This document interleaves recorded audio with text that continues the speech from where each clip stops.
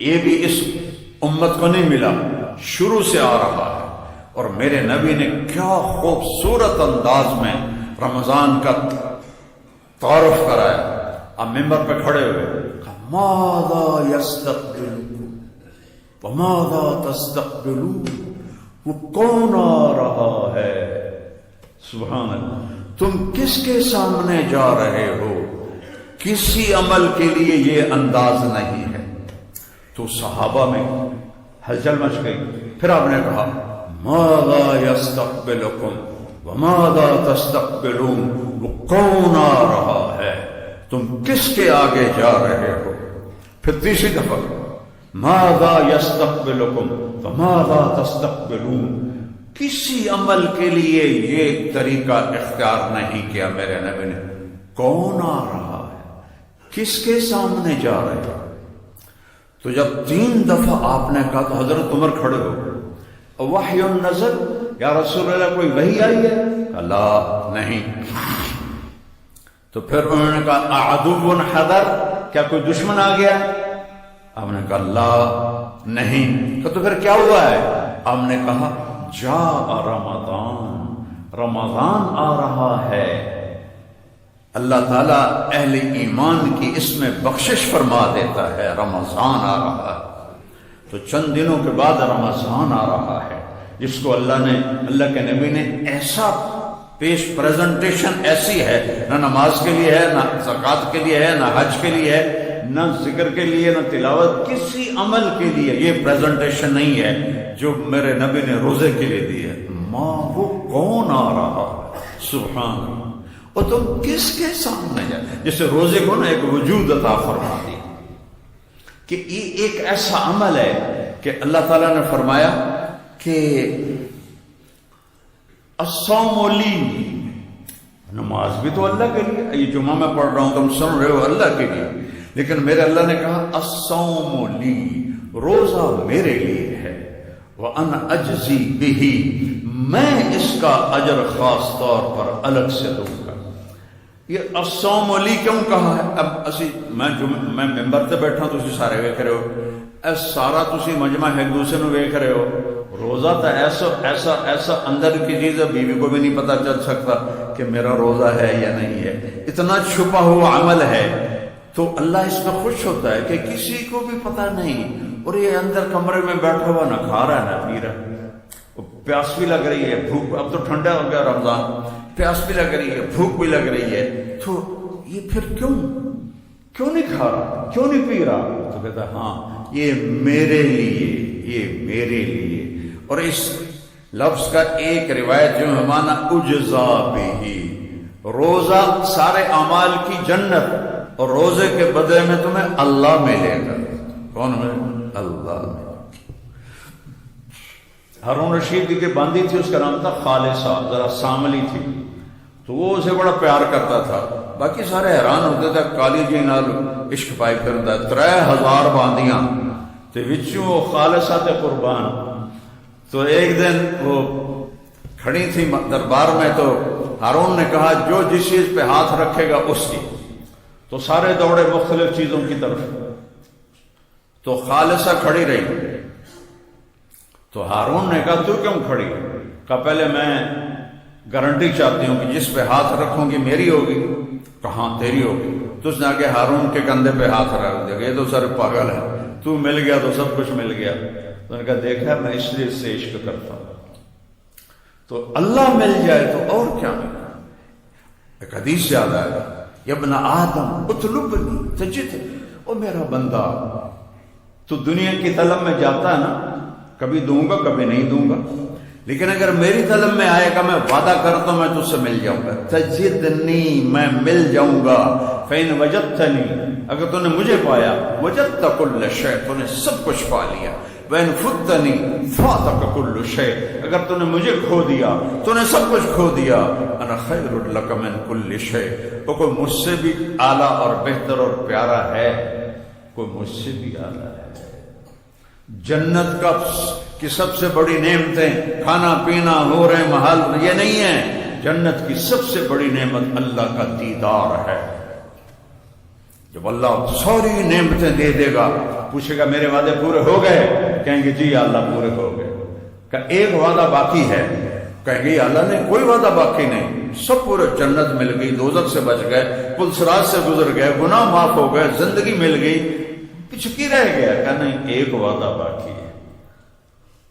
تو پھر وہ کہیں گے کیا یا اللہ؟ تو پھر اللہ یہ نہیں کہیں گے کہ اب میں کیا کرنا ہے، اور اللہ کہیں گے رضوان، جنت کا جنرل مینیجر رضوان، ارفع الحجب بینی و بین عبادی و زباری، رضوان پردے ہٹا دے، آج میرے بندے میرا دیدار کریں، آج میرے بندے میرا، وَإِنَّهُمْ يَوْمَئِذٍ عَنْ رَبِّهِمْ وَإِنَّهُمْ عَنْ رَبِّهِمْ يَوْمَئِذٍ لَمَحْجُوبُونَ ثُمَّ إِنَّهُمْ لَصَالُو الْجَحِيمِ۔ اللہ نے دوزخ کے عذاب کو بعد میں بتایا ہے، اور اپنے دیدار سے محرومی کو پہلے بتایا ہے کہ دوزخ والوں کا بھی بڑا عذاب آگ نہیں ہے، دوزخ والوں کا بڑا عذاب ہے کہ میرے دیدار سے محروم ہو جائیں گے۔ اور جنت کی بھی سب سے بڑی دولت اللہ کا دیدار ہے، اور اللہ کہا تو روزہ رکھ میں تیرا ہو جاؤں گا۔ اللہ اکبر۔ تو جب پردے ہٹیں گے اور اللہ سامنے آئے گا، تو امیر خسرو کا شعر ہے، از لذت دیدارش خسرو چ تمام گفتن، سر دادن جان دادن نادیدہ رخ یارے۔ اے میرے رب، تجھے دیکھا نہیں اور تیرے بندوں کی تاریخ بتاتی ہے، سولیوں پہ چڑھ کے، آروں سے چڑھ کے، گردنیں اڑ گئی، بوٹیاں ان کی اتار لی، آگ میں جلا دیے گئے، زمین میں دبا دیے گئے، راکھ بنا دیے گئے، اور ان کی کھالیں کھینچ لی گئی تیرے عشق میں، تیرے عشق نچایا کر کے تھیا تھیا۔ بلے شاہ رحمت اللہ علیہ، تیرے عشق میں بغیر دیکھے، کوئی محبوب کو دیکھے بغیر اتنا اونچا چلا جائے کہ گردنیں کٹانے کو تیار، اور کٹی گردنیں، ادھڑے بدن، کھینچی گئی کھالیں، جلائے گئے آگ میں، زندہ دبائے گئے زمین میں، ٹکڑے ٹکڑے کیے گئے، بوٹی بوٹی الگ ہوئی، اور وہ احد احد احد۔ تو کہتے ہیں یا اللہ، تجھے دیکھے بغیر جب اتنا عشق تھا، تو جب تجھے دیکھیں گے تو کیا قیامت ہو۔ تو آج وہ قیامت آ رہی ہے، ضرور پردے ہٹاؤ، میرے بندے مجھے دیکھیں، مجھ سے بات کر۔ اور اللہ پردے ہٹائے گا، سوائے میرے نبی کے کسی نے اللہ کو نہیں دیکھا، نہ جبرائیل، نہ میکائیل، نہ اسرائیل، نہ اسرافیل، نہ عرش کے فرشتے، نہ آسمانوں کے فرشتے، کسی نے نہیں سوائے میرے نبی کے۔ اور آج سب کے لیے دروازہ کھلا، فرشتوں بھی دیکھ رہے ہیں، جنت بھی دیکھ رہی ہے، جنت کے ساری مخلوق دیکھ رہی ہے، اور سارے ایمان والے مرد عورتیں دیکھ رہے ہیں، اور میرا رب کہتا ہے سلام قولا من رب الرحیم۔ میرے بندو، تمہارا رحیم رب تمہیں سلام پیش کرتا ہے۔ اللہ اللہ، رب سلام کرے، رب۔ اپنی اوقات دیکھو کتنی بڑی ہے، اس کو ضائع نہ کرو، کتنا قیمتی ہے ایمان والا۔ اگر یہ کامیاب ہو گیا اور اس کی بیڑی لگ گئی کدھی تے، تو اللہ اسے کہے گا سلام قول من رب الرحیم۔ اور پھر میرے نبی نے فرمایا ایک ایک ایمان والے مرد عورت سے اللہ نام لے کر پوچھے گا کیا حال ہے، کیا حال ہے، ایک ایک ایک ایک ایک ایک، خیریت ہے، راضی ہو، خوش ہو، کوئی تکلیف تو نہیں۔ ایوب علیہ السلام نے 18 سال بیماری دیکھی، جب اللہ نے شفا دی تو کسی نے پوچھا بیماری کے دن یاد آتے ہیں؟ کہنے لگے اس سے زیادہ اچھا تھے، توبہ توبہ، اس سے کیسے زیادہ اچھے تھے، کو کیڑے نہیں پڑ گئے ہمیں فضول گلن۔ نبی کو اللہ ایسا نہیں کرتا کہ اس کو دیکھ کے لوگ کراہت کریں، دردیں، بیماریاں۔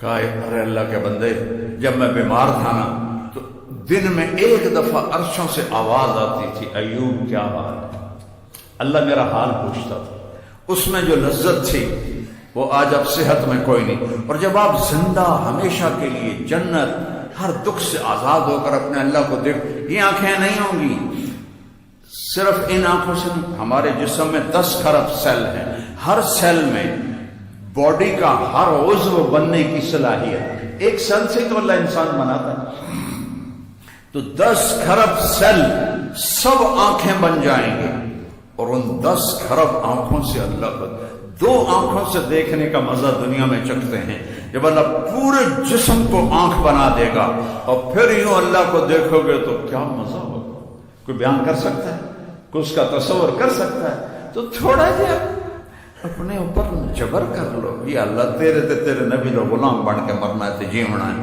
اور کچھ نہیں چاہیے، تھوڑے دن دی گل،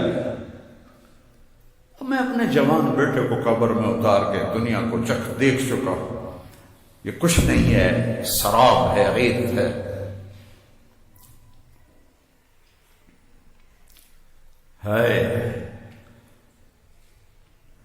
اللہ کو دیکھیں گے، پھر اللہ جب بات کرے گا تو صرف کان نہیں سنیں گے، پوری باڈی کے سیل کے اندر سننے کی طاقت ڈال دے گا، 10 کھرب کان، 10 کھرب آنکھیں، یہ تو اس جسم میں ہے، وہاں جسم 120 فٹ ہوگا، تو پھر تو کئی کھرب ہو جائیں گے سیل، وہ سارے سیل، ان 2 آنکھیں نہیں، پورا جسم آنکھیں، 2 کان نہیں، پورا جسم کان، اور جب میرا اللہ کو دیکھو گے تو لذت کو کہاں سے میں پیمانے میں ڈال کے تمہیں دوں، اور جب سنو گے تو اس کے مزے کو میں کہاں سے بیان کروں؟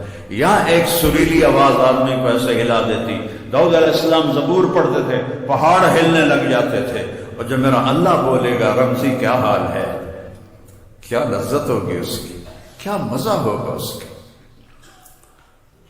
روزہ اتنا بڑا عمل ہے کہ تمہیں اللہ سے ملا دیتا، انا اجزا بہی۔ تو بھائیو، روزے کا اہتمام صرف یہ نہیں کہ منہ بند کر کے بیٹھ جانا ہے، پورے جسم کو روزہ دینا ہے، آنکھ غلط نہ دیکھے، زبان غلط نہ بولے، ہاتھ غلط نہ پکڑے، پاؤں غلط نہ چلے، دل غلط جذبے نہ رکھے، دماغ غلط نہ سوچے، بول چال میں لین دین میں جھوٹ نہ ہو، بے ایمانی نہ ہو، ملاوٹ نہ ہو، کھوٹ نہ ہو، رشوت نہ ہو، ساری چیزوں کو چھوڑنے کا نام روزہ ہے، صرف منہ بند کرنے کا نام روزہ نہیں ہے۔ آپ نے فرمایا جو جھوٹ نہ چھوڑے، میری طرف بھوکھا رہے پیاسا رہے، میں نے روزے دی کوئی لوڑ نہیں۔ تو روزہ ہے۔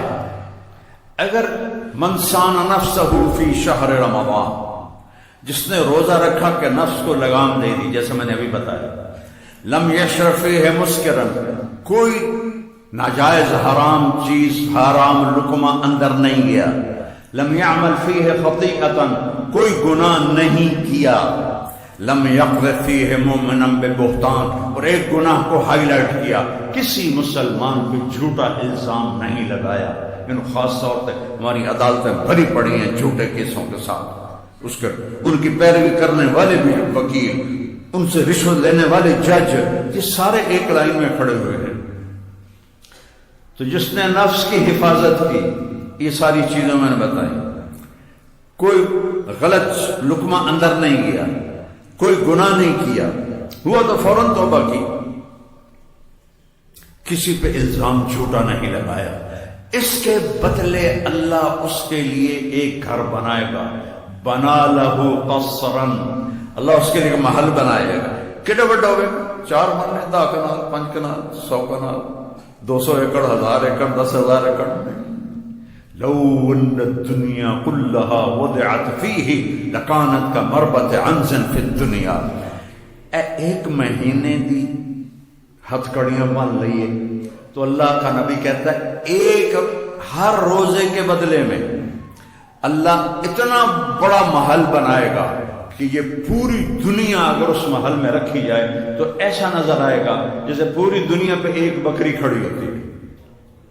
میں تو پوری دنیا پھرا ہوں، اللہ کے فضل و کرم سے اللہ نے پھرایا، 7 براعظم، 7واں رہ گیا برف والا، وہ بھی نیت کی تھی کدی اللہ لائی جائے سجدہ دے ہمنا اذان کر دے، 6 براعظم، 7واں میں براعظم، اس کے اوپر ایک بکری کھڑی ہو تو کیا نظر آئے گی؟ میرا نبی فرماتا ہے کہ ایک روزے کے پیچھے ایسا ایک گھر ملے گا، محل جس میں 24,000 کلومیٹر ایک بکری کی طرح، یہ اتنی حقیر ہے، اتنی بے قیمت ہے۔ اگر اس کی کوئی شان ہوتی سب سے زیادہ میرے نبی کو اللہ دیتا۔ 3 دن کا فاقہ ہے، مسجد میں بیٹھے ہیں، رنگ زرد ہے، کعب ابن عجرات ہے، نظر پڑتی ہے، بے ابی انت و امی یا رسول اللہ، میرے ماں باپ قربان یا رسول اللہ، مالی رب متغیر، میں دیکھ رہا ہوں آپ کا رنگ پیلا پڑا۔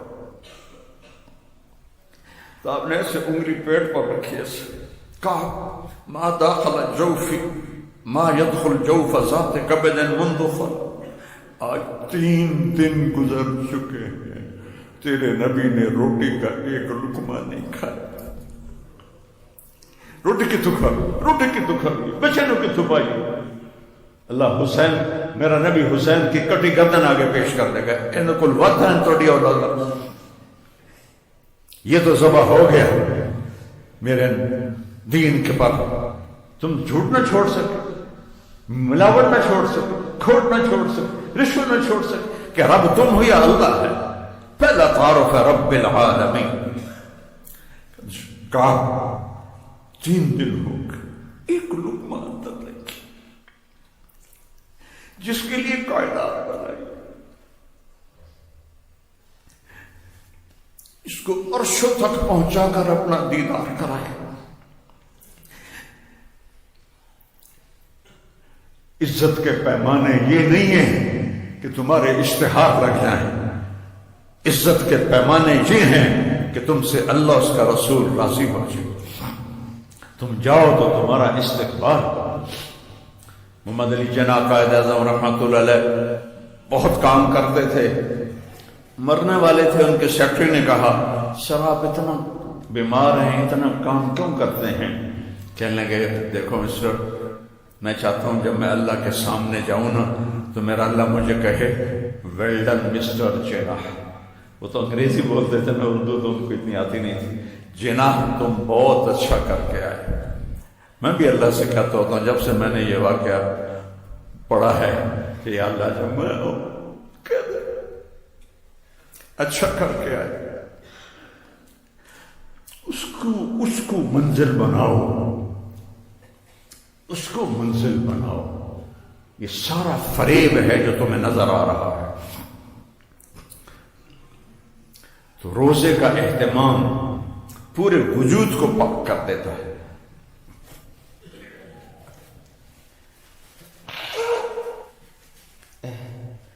اور ایک حدیث میں آپ نے فرمایا اللہ نے بعض اعمال کی قیمتیں بتائی ہیں، 1 روپیہ خرچ کرو تو وہ 700 تک ہو جاتا ہے، اور 1 10 گنا ہو جاتا ہے، 1 برابر برابر ہوتا ہے۔ پھر فرمایا ایک عمل ایسا ہے جس کا اجر اللہ کے سوا کوئی نہیں جانتا، وعمل یعلم ثواب عاملہ الا اللہ، اللہ کے سوا کسی کو نہیں پتا کیا دینے والا ہے۔ جی وہ کیا ہے؟ کہ وہ روزہ ہے۔ روزہ ہے،